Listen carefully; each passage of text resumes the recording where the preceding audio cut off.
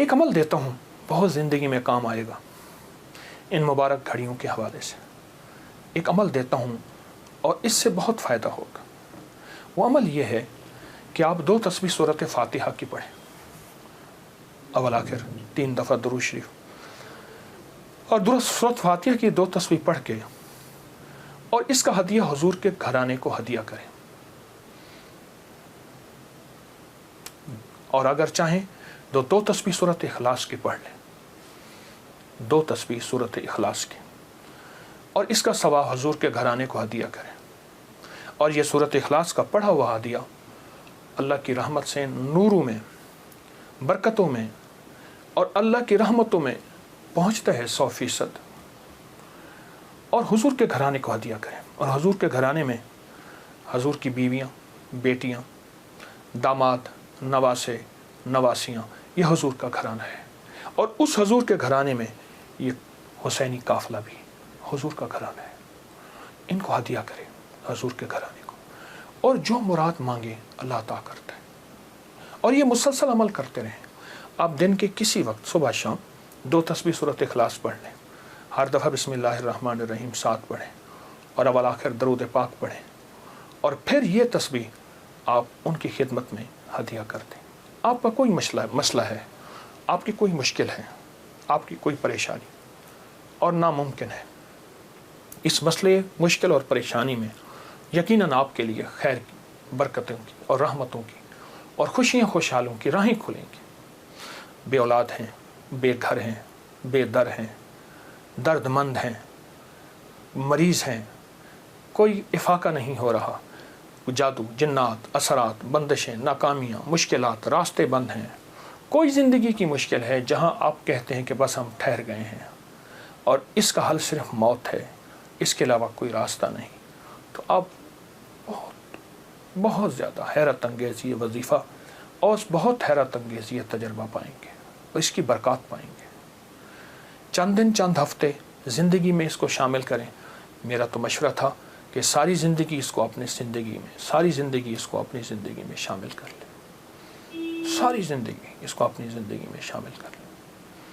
آپ گمان نہیں کر سکتے کہ آپ کو اس کا نتیجہ، اس کا رزلٹ کیا ملے گا. گمان نہیں کر سکتے، آپ سوچ نہیں سکتے اس کی خیریں آپ کو کیا ملیں گے، اس کی برکتیں آپ کو کیا ملیں گی.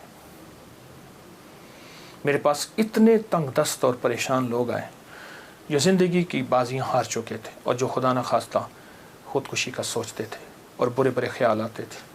میں نے انہیں کہا کہ 2 تسبیح صبح، 2 تسبیح شام پڑھ لو. اگر صبح شام پڑھ لیں تاثیر بڑھ جائے گی. اور ہاں، ایک چیز اور بھی عرض کروں گا اس شہادت حسین کی نسبت سے، قافلہ حسینی کی برکات کی نسبت سے ایک چیز اور بھی عرض کروں گا.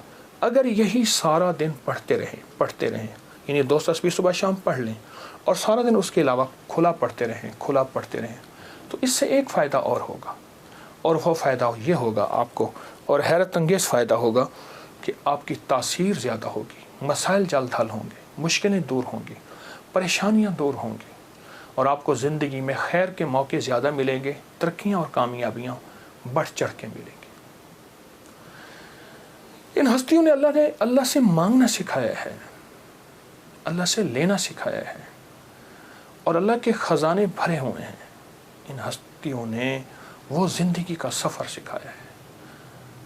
عاشورہ کا ڈھل جانا، سغرا کا وہ مر جانا، اصغر تیرے سینے میں برچھی کا اتر جانا، یہ کہانیاں سچی ہیں. یہ سبق دے کے انہوں نے اللہ کے ساتھ جڑنا سکھایا ہے، اللہ کے ساتھ جڑنا سکھایا ہے.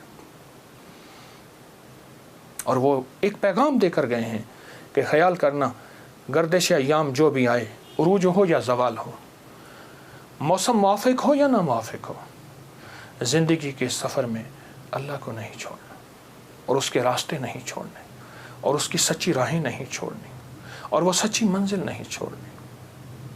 روایات میں آتا ہے کہ جس دن واقعہ کربلا ہوا ہے اس دن 3 گھنٹے دعا مانگی حضرت امام حسین نے. 3 گھنٹے دعا مانگی. کس سے مانگی؟ کس سے مانگا؟ کس کو چاہا؟ مانگنا ہے، رونا ہے، گڑ گڑانا ہے. ایک نفل بتاتا ہوں، وہ بہت کمال نفل ہیں.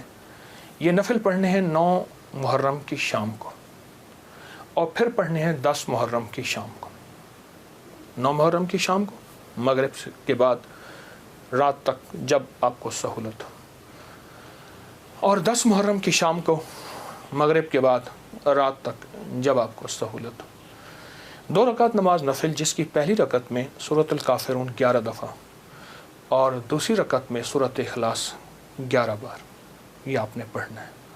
اور پھر اس کے بعد ایک لفظ پڑھنا ہے، یا شہید ہو، یا شہید ہو، یہ 313 بار پڑھنا ہے اور گڑ گڑا کے پڑھنا ہے۔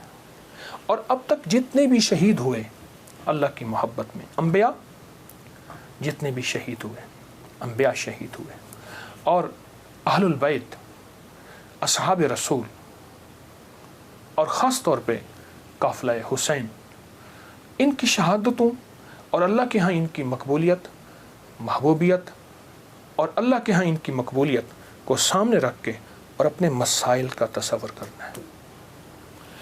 یہ نفل ان لوگوں کے لیے ہیں، یہ نفل ان لوگوں کے لیے ہیں جو کسی ایسی بیماری میں مبتلا ہیں جس کا تعلق خون سے ہے، دل سے ہے، جگر سے ہے، ان 3 چیزوں سے ہے۔